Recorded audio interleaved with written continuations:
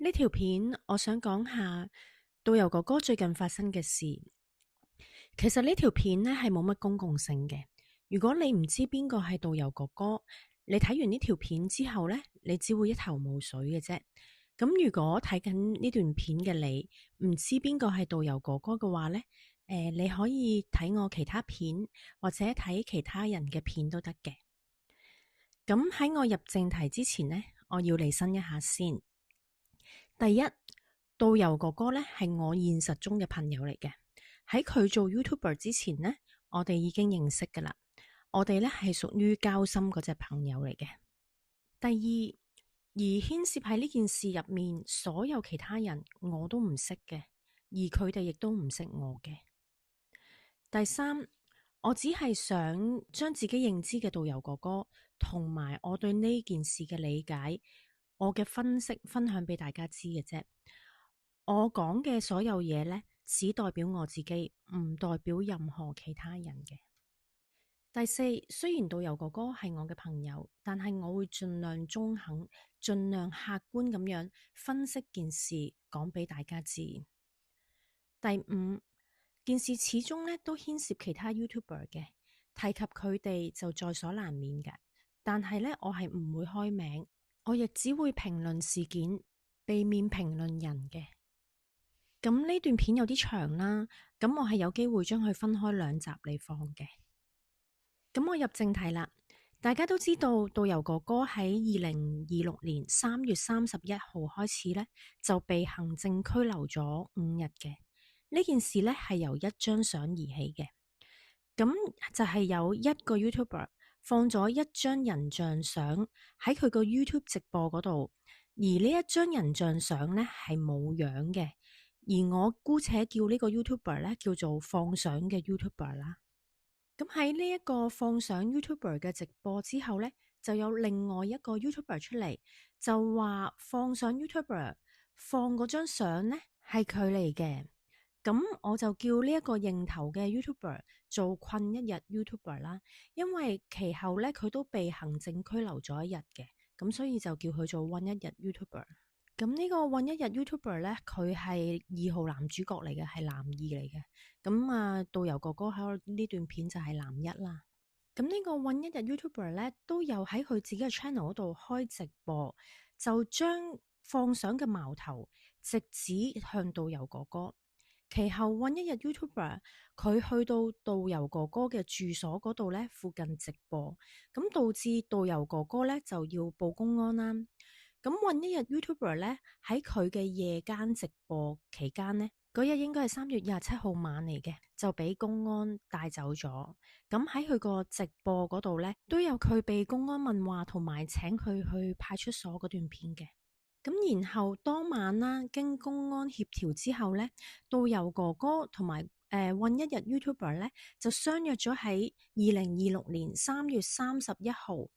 去返派出所嗰度去處理佢哋各自嘅投訴或者係指控嘅。咁導遊哥哥覺得好莫名其妙啦，明明放相嘅唔係佢，放相嘅係另外一個 YouTuber，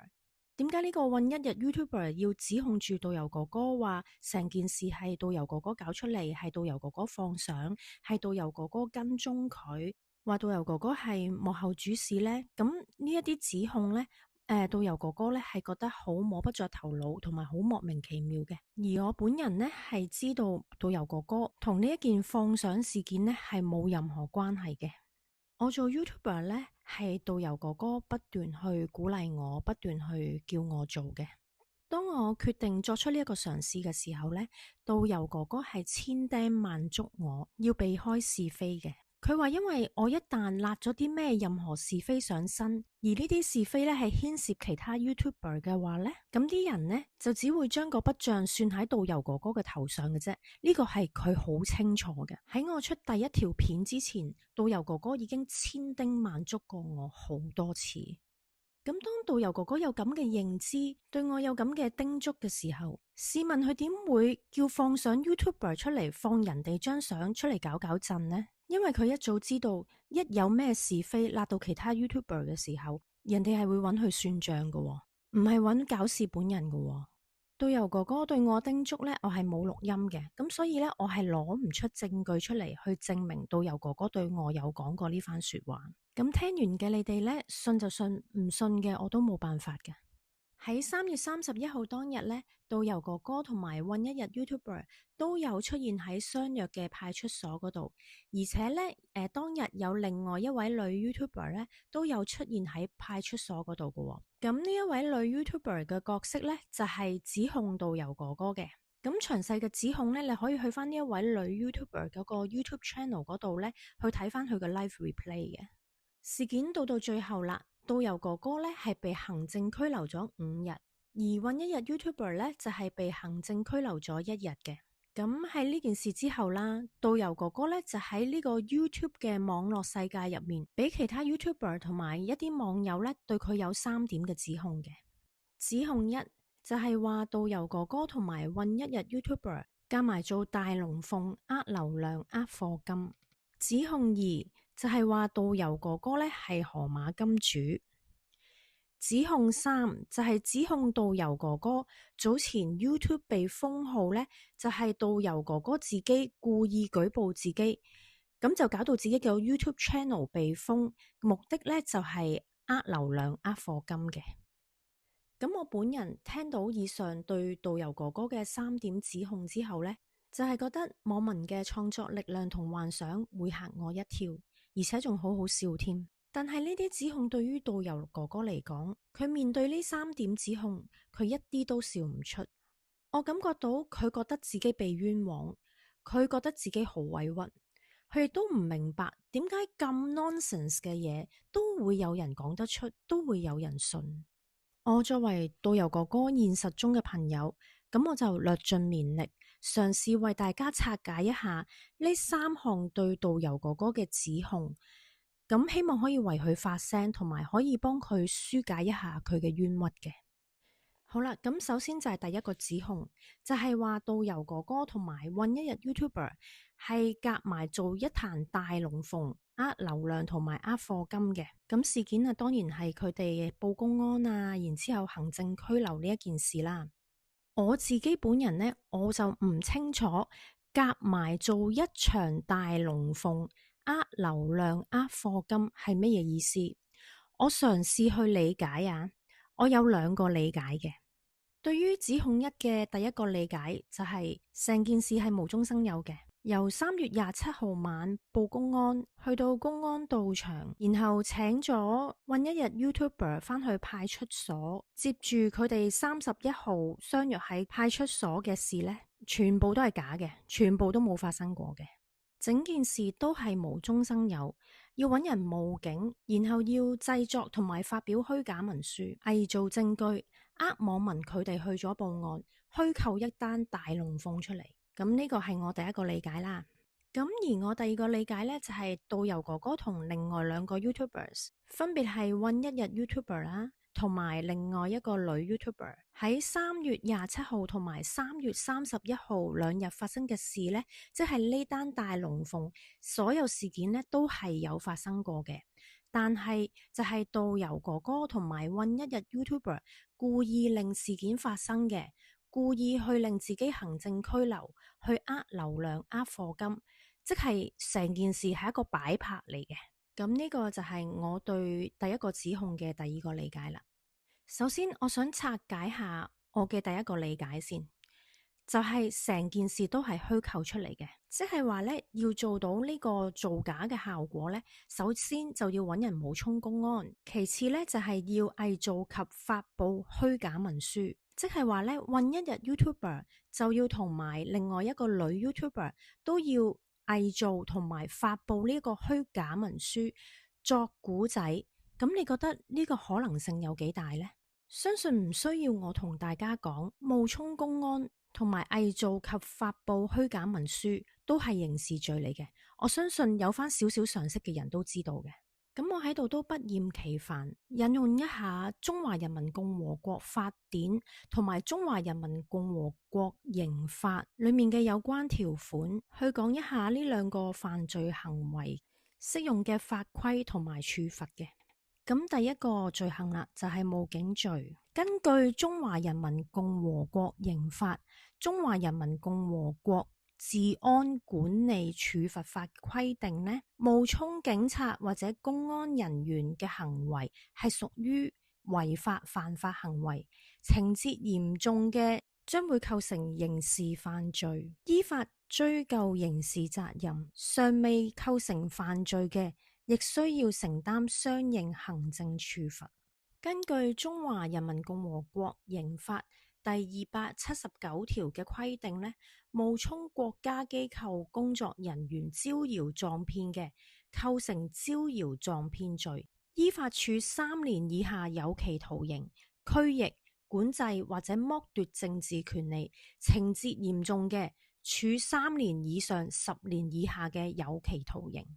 對於冒充國家機構工作人員或以其他虛假身份招搖撞騙，但尚未達到刑事犯罪標準嘅行為，根據《中華人民共和國治安管理處罰法》第51條規定，依法給予行政處罰。一般情節，處5日以上10日以下拘留，並可處500元以下罰款；情節較輕，處5日以下行政拘留或者500元以下罰款。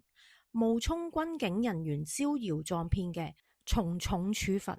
第二，我就係想講下偽造文書嘅罪行。公安局或者派出所嘅回執係屬於國家機構文件嚟嘅。根據《中華人民共和國刑法》第280條第1款規定，偽造、變造、買賣或者盜竊、搶奪、毀滅國家機構嘅公文、證件、印章嘅，處以3年以下有期徒刑、拘役、管制或者剝奪政治權利，並處罰金；情節嚴重嘅，處以3年以上10年以下有期徒刑，並處罰金。當罪屬行為犯罪，即只要行為人實施咗偽造國家機構公文嘅行為，原則上即構成犯罪，應當立案追究刑事責任，並不要求造成實際危害後果。聽完咁悶嘅法律之後呢，我就想問，究竟有邊位 YouTuber 會為咗呃 view 呃課金去冒警、去偽造文書、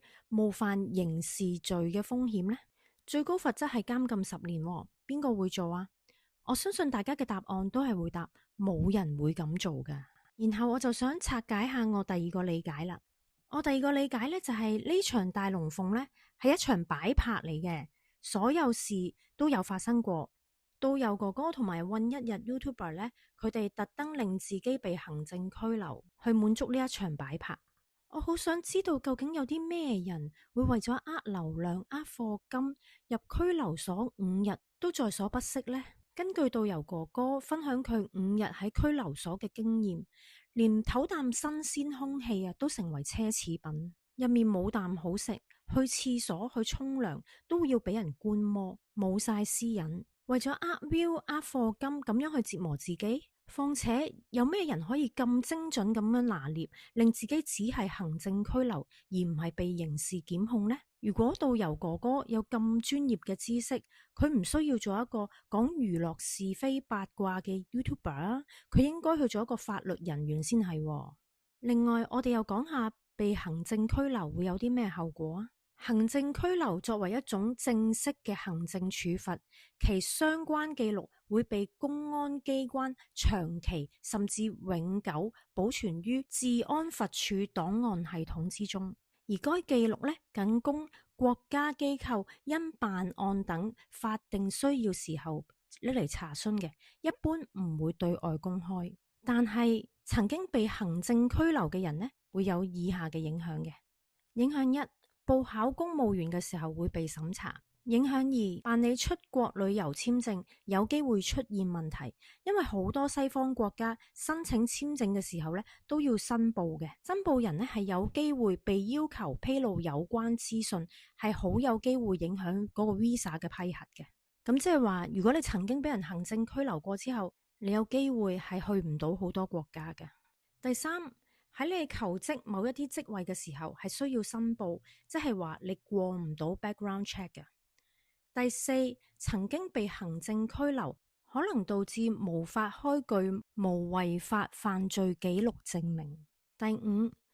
父母嘅行政拘留記錄係會影響子女報考軍校、警校或者國家安全等對政治背景審查極為嚴格嘅特殊崗位，即係話你會影響埋你嘅仔女嘅。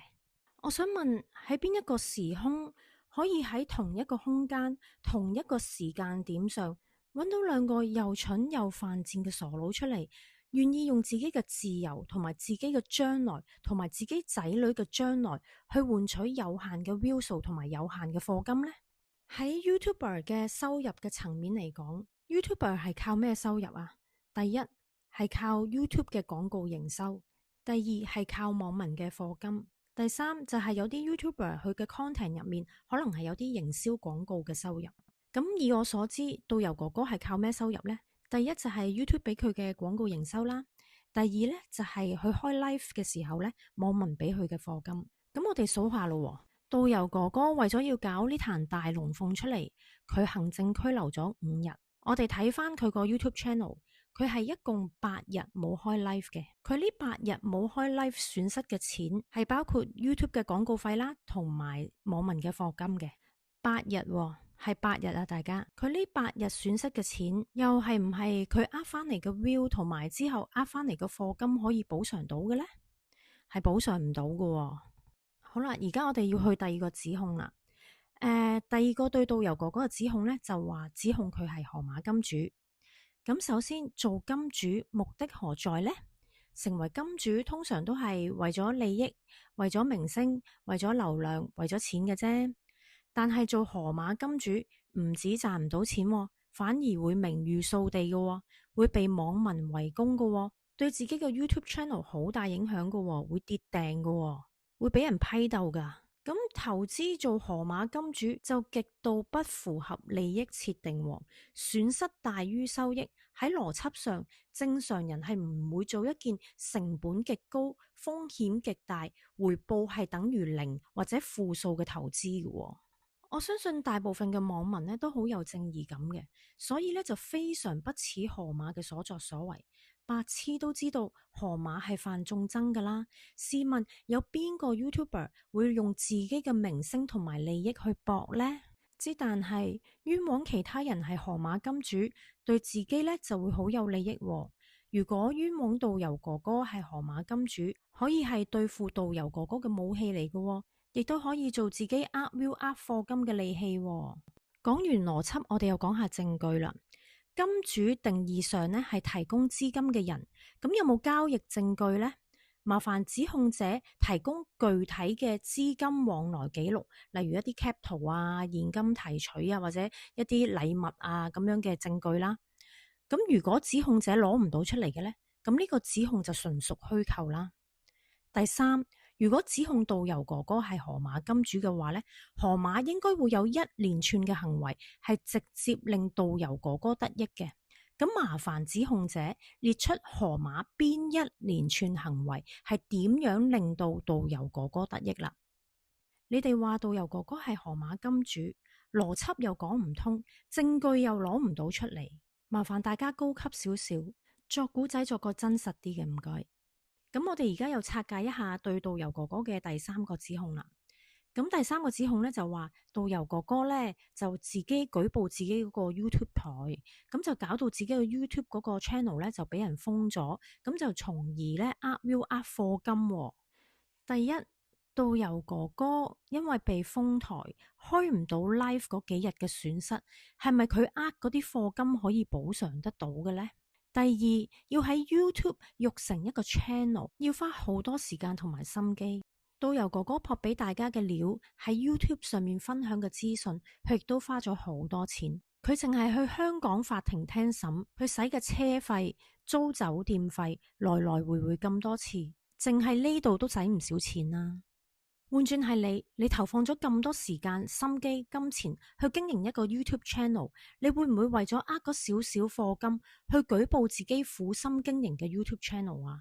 咁樣做係非常不智嘅行為，為咗一啲不可預期嘅收入，去為自己製造明顯嘅經濟損失，仲要用自己嘅心血交飛， ，live 都開唔到喎，要課金開 live 咪得咯，一直都收緊課金噶嘛，又有 YouTube 派嘅廣告收入，做咩要咁麻煩啊？如果要反駁我呢一點嘅朋友，麻煩計一條數俾我，總共多咗課金嘅錢係要大過平常開 live 嘅收入，加 YouTube 嘅收益，再加 YouTube channel 被永久封號嘅風險。究竟嗰嚿翻嚟嘅課金嗰嚿錢要有幾大先可以 justify 到呢一堆數呢？麻煩俾一個實實際際嘅數字我，唔該。咁我破障完呢3點指控啦，咁我喺下一集呢就會做一個不可能嘅三角嘅。咁有興趣嘅朋友呢，就可以留意下我下一集，我就會解釋呢個不可能的三角。